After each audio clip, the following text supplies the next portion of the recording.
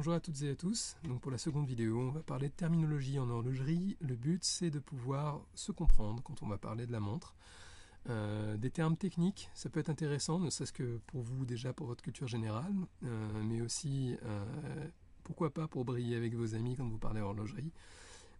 Comme dans tous les secteurs d'activité, comme dans toutes les spécialités, toutes les expertises, il y a une terminologie qui appartient au milieu. Donc on va en parler sur une montre. Donc j'en ai choisi une pour parler aujourd'hui de cela. Elle fait partie de ma collection. C'est une de mes montres que je préfère, très habillée, c'est une dress watch. Avec un cadran crème, j'aime beaucoup ça.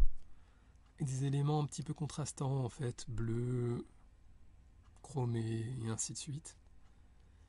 Le bracelet sur lequel on se trouve, c'est un bracelet en cuir. Je l'ai trouvé en Allemagne, je l'aime beaucoup. C'est très élégant et ça se trouve pas partout. Je trouvais que ça allait très très bien avec le côté crème en fait du cadran justement. Alors c'est là où voilà, la terminologie devient intéressante et importante. C'est quand je vous parle, j'emploie déjà ces termes. On va tous se mettre d'accord. Alors j'espère ne pas faire l'erreur. Le cadran, évidemment, vous l'avez compris, c'est cette sorte de disque sur lequel est déposé en fait tout le reste à l'intérieur de la montre, qui est la couleur crème. Il est sur 2 niveaux dans cette montre-là, ce qui est assez intéressant parce que ça donne vraiment un côté bien fini, travaillé, luxueux sur la montre. Donc c'est des petits détails, hein, comme les détails font la perfection, hein, voilà, qu'on aime bien observer sur sa montre quand on l'a au poignet. Alors, cette montre-là, elle a beaucoup de complications, elle a beaucoup d'éléments dessus, donc c'est pas mal pour une formation. On peut déjà voir, en fait, bien évidemment, ces aiguilles. Alors, les aiguilles, sur celle-ci, ces aiguilles de base, nous avons déjà l'heure et les minutes. L'heure, c'est plus petit que les grandes, que les minutes qui sont grandes, ça vous le savez bien. Et puis, vous avez la trotteuse, en général, qui est très fine, très longue, qui va vous apporter les secondes. Alors, là, c'est une montre automatique, donc on a l'impression que son mouvement est fluide. Elle fait beaucoup plus de mouvements, hein, parce que la montre fait des battements. D'ailleurs, ces battements, vous les voyez en fait sur le mécanisme qui est ici. Donc en fait, quand les battements font des va-et-vient, le mouvement, l'aiguille va plus vite qu'une seconde qui va tac, tac, tac, sur une quartz par exemple. J'ai 2 petites complications ici avec des aiguilles sur des cadrans, des mini-cadrans qu'on a à l'intérieur. Alors, ça dépend des montres. Sur celle-ci, j'en ai un qui est sur 7, un qui est sur 12. Ça vous donne déjà une information. Celui qui est sur 12, c'est les mois. Celui qui est sur 7, c'est le jour de la semaine. Donc en fait, je peux régler le mois, le jour de la semaine. Et ici, vous avez 2 guichets qui permettent d'afficher le jour. Quand je vous dis le jour, c'est le jour en numéraire. Voilà, parce qu'il y a des guichets qui permettent de faire apparaître, par exemple, lundi, mardi, ainsi de suite. Les index, c'est quoi? Les index, c'est ces chiffres qui sont en fait tout autour là qu'on a ici. Alors, les index, la plupart du temps, sont des éléments qui sont posés, collés sur le cadran. C'est le cas ici. D'ailleurs, on le remarque souvent sur une montre qui a été fabriquée voilà, d'une façon un peu plus artisanale que les autres, pardon, ou dont la finition parfois laisse à désirer. C'est quand on a un index qui n'est pas totalement droit par rapport à un autre, et ainsi de suite. Ce n'est pas forcément gage de, comment dire, de mauvaise qualité. Ça peut être fait que la montre a été finie à la main ou autre. Donc ce n'est pas si grave. Moi, je l'accepte volontiers sur une montre de ce genre, par exemple, parce que je sais très bien que ça peut faire partie des finitions, on va dire, faites main. Après, je ne sais pas si c'était le cas sur celle-ci, hein, je ne peux pas vous le confirmer, j'en ai aucune idée. Mais bon, j'aime beaucoup cette montre, elle a de belles finitions, il y a quand même des choses à dire, et puis je l'ai portée très souvent. Les index, là, nous avons un index bâton, mais on a aussi des chiffres romains. Ça existe évidemment en chiffres arabes, hein, ça dépend des montres, hein, ça dépend des modèles. Le guichet de date ne se trouve pas forcément au même endroit. Parfois vous l'avez, on va dire, en bas à droite, hein, c'est-à-dire en fait est, sud-est par exemple, entre 4 et 5 heures. Il y en a c'est à 6 heures, donc au sud, hein, si vous voulez, à 3 heures. Donc ça dépend en fait des marques, ça dépend des montres, ça dépend aussi du mécanisme qui est à l'intérieur, parce que ça joue également. Vous avez le verre. Donc le verre, il peut être dans plusieurs matériaux. Le verre est plat sur celui-ci. Il y a des verres bombés, il y a des verres très bombés, comme sur les montres qui sont faites pour aller en très grande profondeur, hein. Le verre, vous avez plusieurs matériaux. Il y a le plexi, hein, il y a les en plastique sur certaines montres, on va dire cheap ou sportives ou de natation. Vous avez le hardlex. Le hardlex c'est très répandu. Le hardlex c'est un matériau quand même assez résistant et qui offre une bonne brillance et une bonne transparence.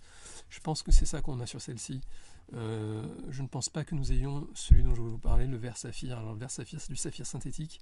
Le verre saphir est réputé pour être inrayable, et j'insiste sur le inrayable et non incassable, c'est pas du tout la même chose.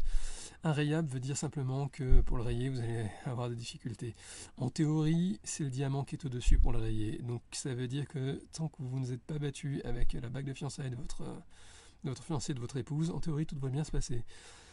Je dis bien en théorie, parce que bon, on voit parfois quand même des personnes qui arrivent, voilà, à mon travail, hein, qui arrivent avec des montres, voilà, qu'ils ont réussi à rayer, on ne sait pas comment.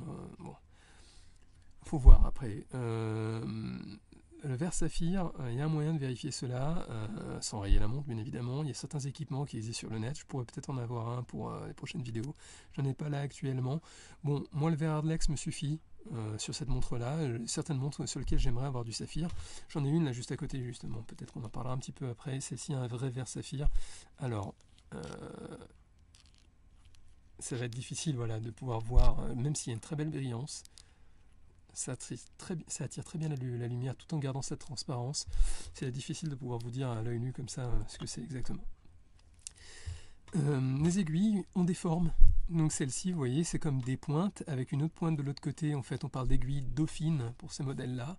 On a les glaives, hein, ça porte son nom, hein, c'est des aiguilles type épée romaine, les aiguilles bâton, aiguilles fantaisie, quand ont une forme particulière.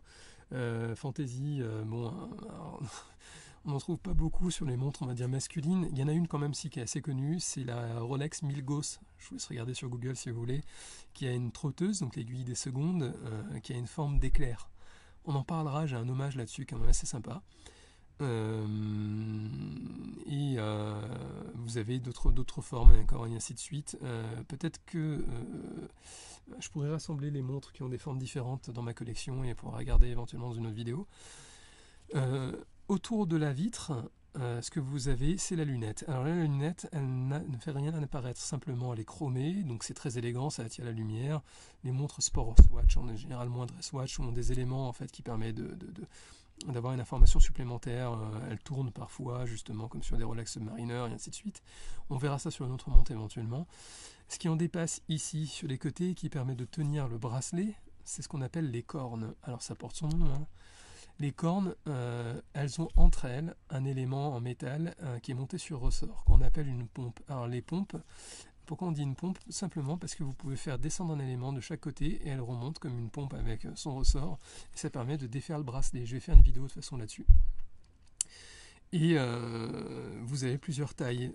Justement, l'écart qui est entre ces deux cornes, donc ça sera, on va dire, la taille de la pompe, pas exactement, mais on en parlera un peu plus quand on parlera des bracelets. Ça permet de choisir le bracelet qu'on peut monter sur sa montre quand on va en acheter un autre, et ainsi de suite. Sur le côté ici, vous avez deux boutons qui permettent de faire des réglages. Alors, c'est des boutons apparents, c'est des boutons poussoirs. Poussoir, ça porte son nom, hein, c'est-à-dire que voilà, quand on appuie, vous voyez, hop, ça change la date ici.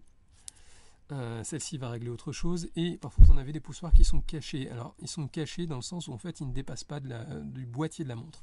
Tout ceci c'est le boîtier.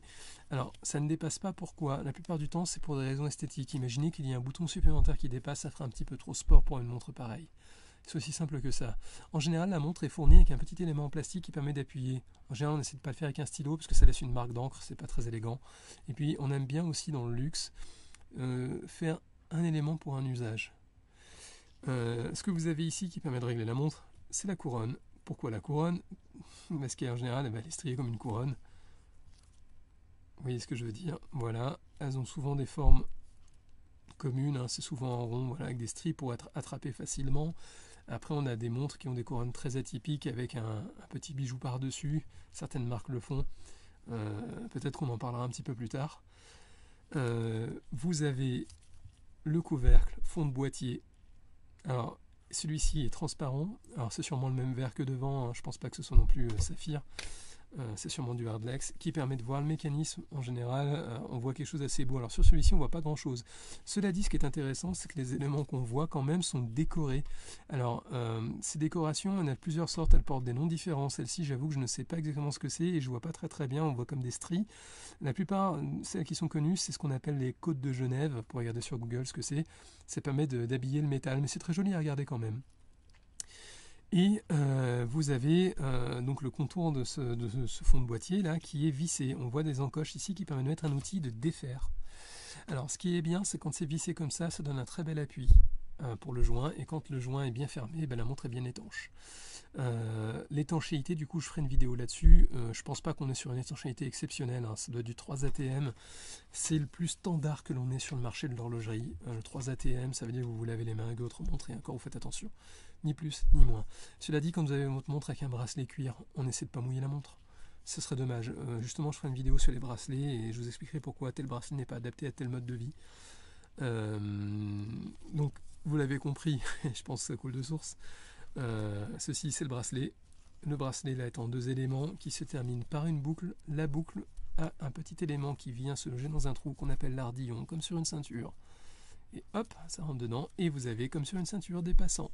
En général, ils sont au nombre de 2. Il y en a un premier pour faire passer le bracelet le plus proche possible pour que ce soit plus homogène, et un autre qui s'adapte au poignet de la personne. Tout simplement, parce qu'on a tous un poignet de taille différente.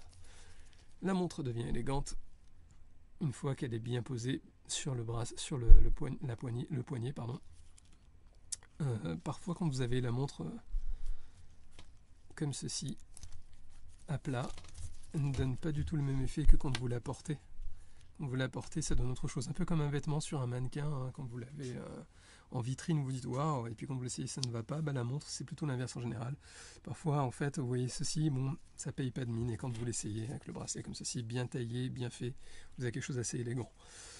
On parlera de la terminologie des mécanismes quand j'en démontrerai une pour une vidéo, mais là, on a fait à peu près le tour. Voilà pour la terminologie, et je pense que ça suffit pour cette vidéo-là. Si vous avez des questions, vous pouvez les poser en commentaire, j'essaierai d'y répondre. Je suis assez novice pour les vidéos YouTube, donc il faut que je regarde un peu comment fonctionne entre guillemets le back-office des vidéos pour essayer de répondre, mais je trouverai un moment ou un autre. Une chose aussi qu'on pourrait voir sur la montre que je possède en ce moment-là, ce n'est pas une boucle avec un ardillon. On a une boucle en fait qui fait que c'est toujours fermé, mais ça s'élargit. Alors en général c'est 1 comme ceci, et parfois 2 comme cela. On parle d'une boucle déployante. Déployante, ça porte son nom. Là c'est une double déploiement. Alors ça sert à quoi? C'est simple, quand vous avez une montre de luxe et que vous allez l'enlever, si vous l'enlevez rapidement sans faire attention qu'elle vous glisse des mains, elle vous tombe du poignet, elle tombe par terre, elle peut éclater. Ou le mécanisme peut être faussé et ainsi de suite. Là le but c'est que ça n'arrive pas. Quand vous avez une montre avec un bracelet en cuir, comme celui-ci, ce que je vous conseille, mais on en reparlera, c'est toujours, quand vous mettez le bracelet, c'est de le faire avec un élément. Soit comme ceci, vous posez votre montre tranquillement, et vous prenez votre temps, ou vous le faites au-dessus de votre lit. Au moins, vous êtes sûr que si la montre tombe, vous ne l'abîmez pas. Quand vous l'enlevez, c'est pareil, hein, c'est le même système. Une autre chose aussi, vous avez une loupe sur certaines montres. Au niveau du guichet de date, ça permet de voir aussi un petit peu plus près la date. Là, c'est x3, parfois c'est plus.